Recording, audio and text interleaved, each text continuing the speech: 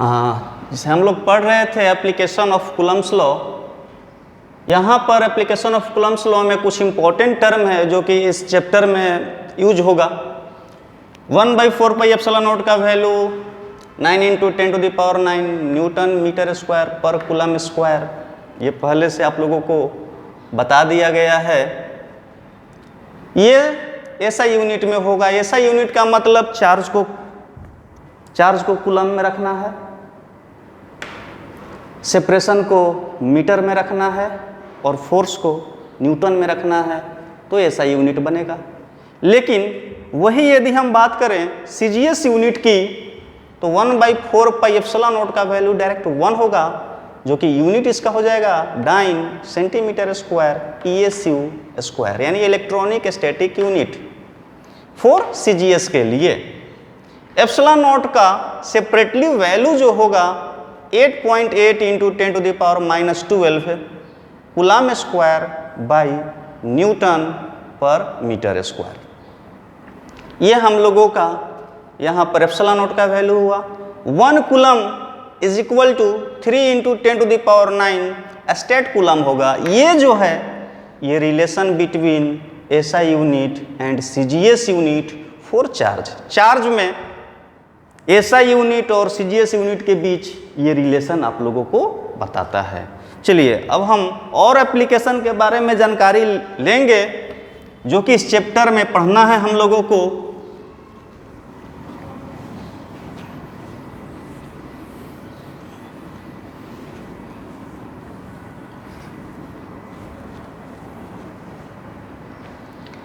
चलिए हम लोगों का ये 3rd नंबर एप्लीकेशन है। 2 एप्लीकेशन पिछले क्लास में हम लोग जानकारी लिए थे। 3rd नंबर ये एप्लीकेशन है। जैसे एक चार्ज यहाँ पर हमने Q1 को प्लेस कर दिया, यहाँ पर एक चार्ज हमने Q2 को प्लेस कर दिया, दोनों सेम नेचर का है। और ये जो है इन दोनों चार्ज का लाइन ज्वाइनिंग है, या ये कहें तो दोनों के बीच का सेपरेशन हम D मान लेते हैं। क्वेश्चन में ये कहेगा कि 3rd चार्ज को यानी तीसरे चार्ज को कहाँ प्लेस करें ये दोनों चार्ज के लाइन ज्वाइनिंग के डायरेक्शन में कि नेट फोर्स 0 हो जाए। यानी टर्म्स ये बनेगा where the 3rd charge place in line joining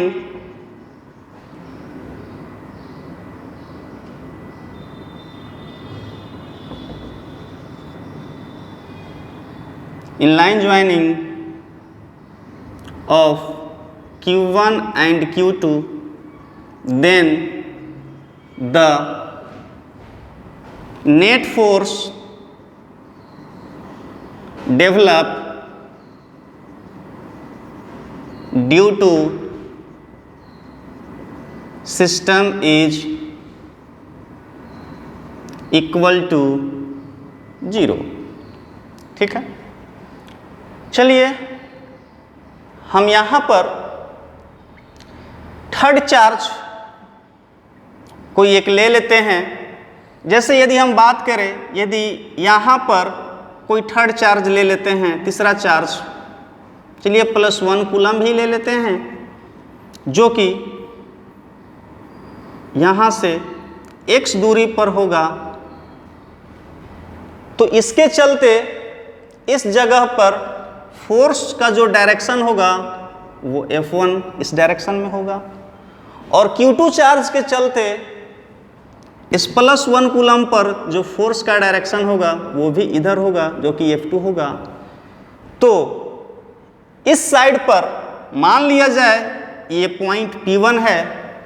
P1 point पर दोनों चार्ज के चलते जो फोर्स डेवलप हुआ वो एक ही डायरेक्शन में है, जिसके चलते P1 पॉइंट पर कभी भी फोर्स सिस्टम के चलते 0 नहीं होगा। चलिए हम एक दूसरा कंडीशन ले लेते हैं। इस जगह पर x दूरी मान लिए, ये पॉइंट हम P2 ले लेते हैं, यहाँ भी +1 कूलम ले लिया जस्ट लाइक रेफरेंस के लिए।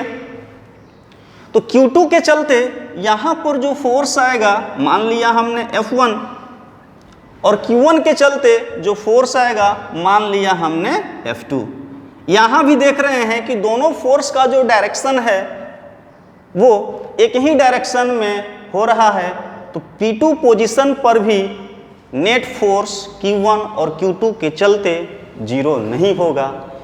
चलिए एक टर्म्स यहाँ मान लेते हैं, इन दोनों चार्ज के बीच में या इन दोनों के चार्ज के बीच में जिसे यहाँ पर किसी भी पॉइंट पर मान लिया।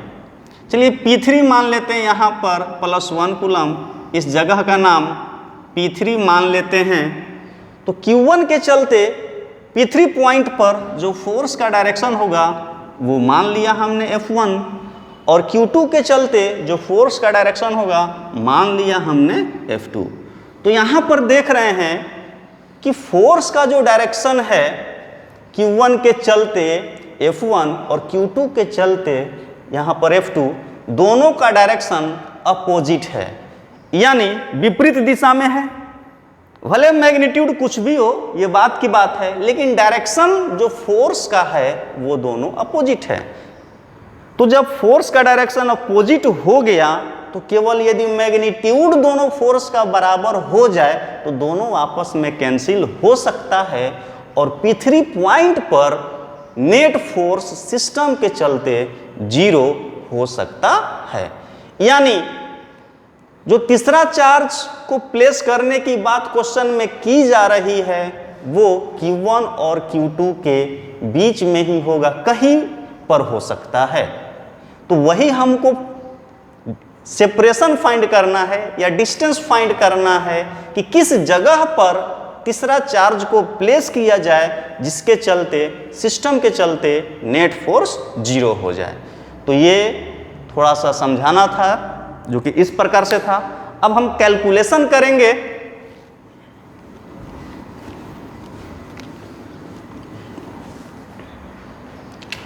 चलिए, ये हम लोग का क्वेश्चन में Q1 था जो कि प्लस में है, ये क्वेश्चन में Q2 था जो कि ये भी प्लस में है। दोनों के बीच का सेपरेशन क्वेश्चन के हिसाब से D था। चलिए Q1 से x दूरी अगर मूव करते हैं तो पॉइंट P3 होगा जो कि यहाँ पर नेट फोर्स 0 मिल सकता है। Q1 के चलते इस P3 पॉइंट पर जो फोर्स डेवलप होगा वो इधर होगा यानी F1,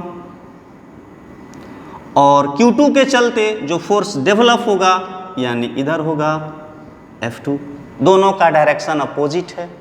चलिए, ये डिस्टेंस x है, तो अब यहाँ से ये जो दूरी मिलेगा d माइनस x होगा।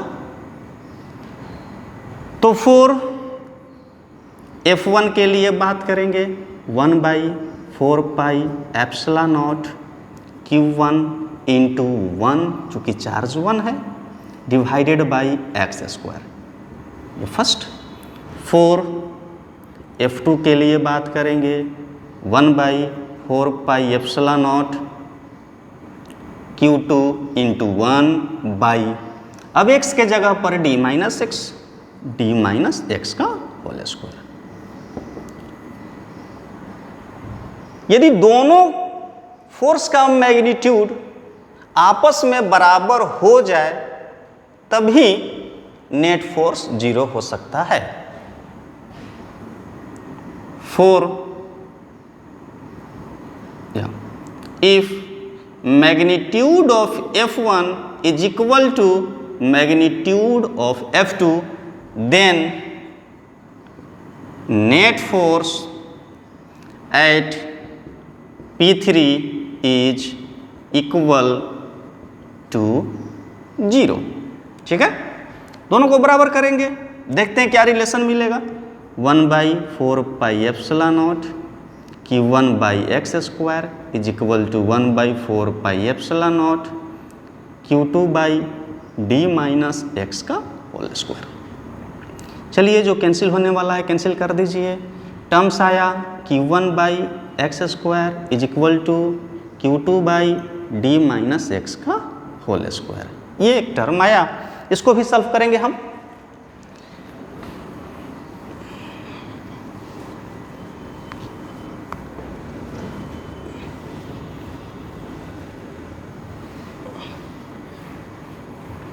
यानी टर्म्स ये मिला हुआ है Q1 by X square Q2 by D minus X का होल स्क्वायर।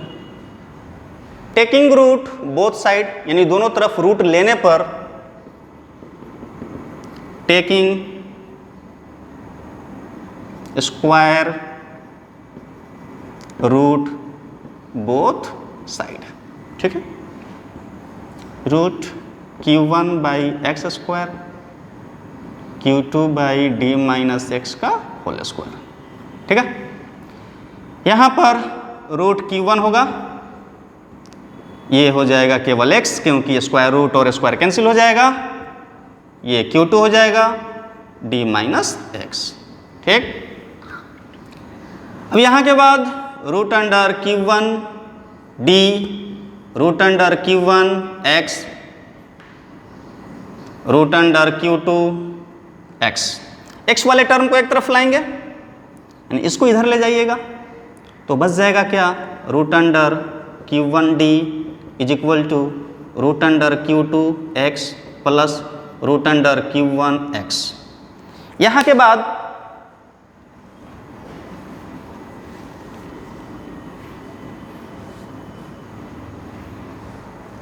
x को कॉमन कर लेते हैं, बच जाएगा root under Q1 plus root under Q2 is equal to root under Q1d, यही बचेगा। यानी x का वैल्यू यहाँ से मिल गया मेरा, root under Q1d upon root under Q1 plus root under Q2। ये एक शॉर्ट फॉर्मूला आया, ये एक शॉर्ट फॉर्मूला आया जिसके हेल्प से हम इस क्वेश्चन को डायरेक्टली सॉल्व कर सकते हैं। लेकिन ये ध्यान रहे, ये फॉर्मूला तभी यूज कीजिएगा if Q1, Q2 are in same nature. लेकिन सेम नेचर नहीं हो यदि अपोजिट नेचर का हो।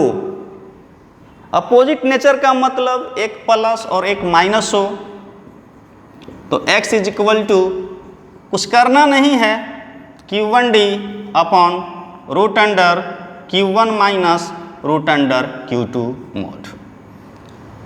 देखिए ये जो टर्म्स आया, ये जो फॉर्मूला आया, ये किसके लिए हो जाएगा, if Q1 and Q2 are in opposite nature. यह अपोजिट नेचर के लिए होगा, ठीक है। और जो भी ये x का डिस्टेंस है वो कहाँ से, तो ऊपर में जो है Q1, तो Q1 से। यानी ये जो डिस्टेंस है, x इज द लेंथ और distance at which the net force is equal to 0, which measure from Q1, जो कि दूरी कहाँ से है, तो Q1 से है। ये भी दूरी Q1 से ही होगा। अगर Q2 से फाइंड करना है, बस कुछ करना नहीं है, d माइनस एक्स को सब्सट्रैक्ट कर लेना है, वहाँ से मिल जाएगा। चलिए हम इस पर एक क्वेश्चन देखते हैं, किस टाइप का क्वेश्चन होगा।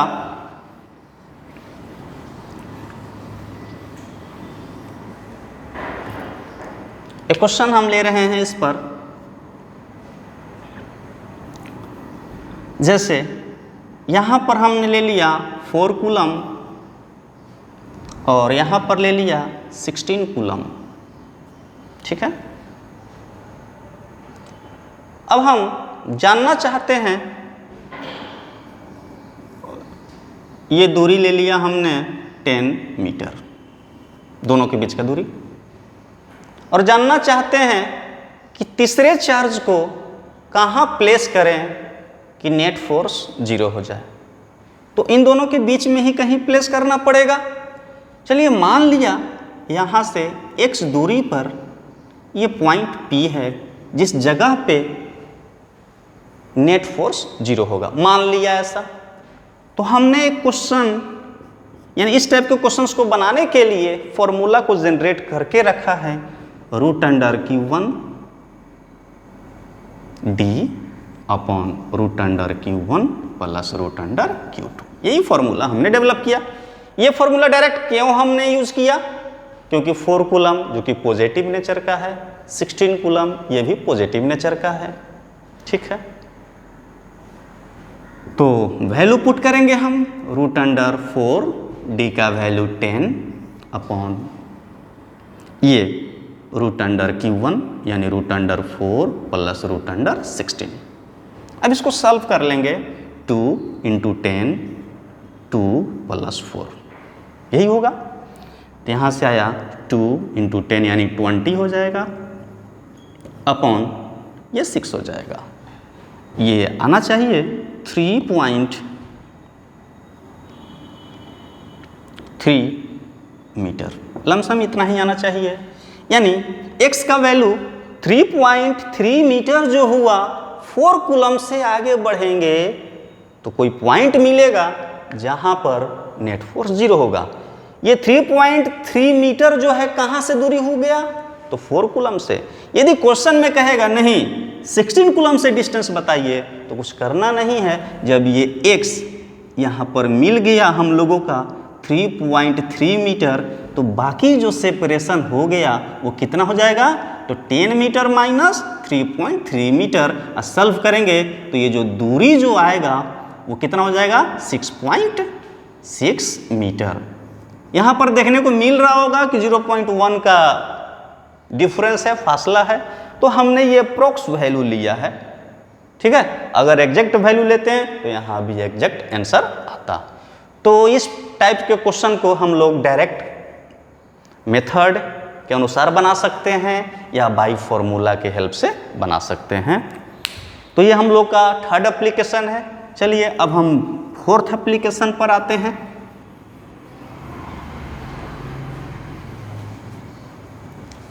यानी 4 टाइप का एप्लीकेशन।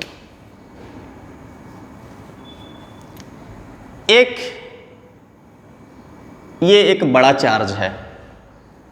चलिए हम इस बड़े चार्ज का मैग्नीट्यूड Q मान लेते हैं।